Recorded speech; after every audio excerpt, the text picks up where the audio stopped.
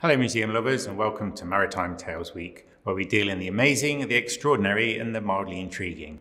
I'm Diaper, Curator of Maritime and Social History for Hull Museums. Now the astute viewers at home may have noticed I'm sat next to an empty chair, perhaps hoping in vain a more interesting person is about to come along. I'm afraid not, and nor am I about to interview the Invisible Man, but it is this chair itself I'd like to talk to you about today, which came recently into our collections.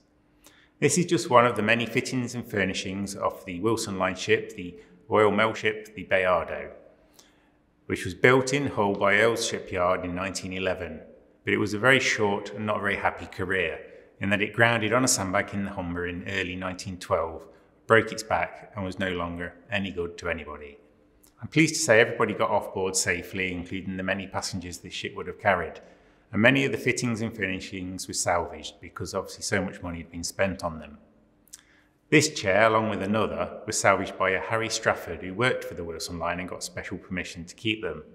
And they passed from generation to generation until this one has been very kindly donated to us. The Bayardo was a magnificent ship, as you can see here in this photograph of a model we have in our collections. But suddenly it did not last very long, and the wreck on the sandbank had to be blown up to avoid it becoming a danger to shipping, which you can see that happening in this photograph here. But that is not the end of our maritime tale this week, because the Stratford family's story itself is an amazing maritime tale, a microcosm of Hull's maritime heritage, but not always a very happy one. Harry Stratford sadly passed away in 1918, leaving Gertrude needing to earn a living to support her family.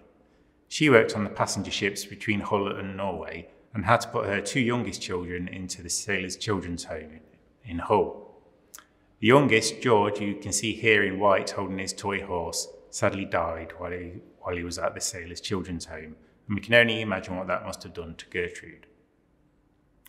The boy you can see in uniform seated on the chair here is Harold, and he went to Trinity School and later became a merchant seaman, as many people did in Hull. He served in the Atlantic convoys during World War II, but sadly died in 1941 as a result of enemy action. Gladys is the older daughter you can see stood in the middle of the photograph here, and she married a Norwegian ship's pilot called Hans Holst, and they moved back to Norway. Hans was guiding a ship at the beginning of the World War II into Norway and suspected it was carrying armaments and scuttled the ship, and would spend the next 5 years on the run from the Gestapo or the Nazis and working in the Norwegian resistance. Hooray for Hans. So all of these individual stories, some triumphant and some sad, come out like a spider's web from this one chair in our collection. Tune in next time for more Maritime Tales.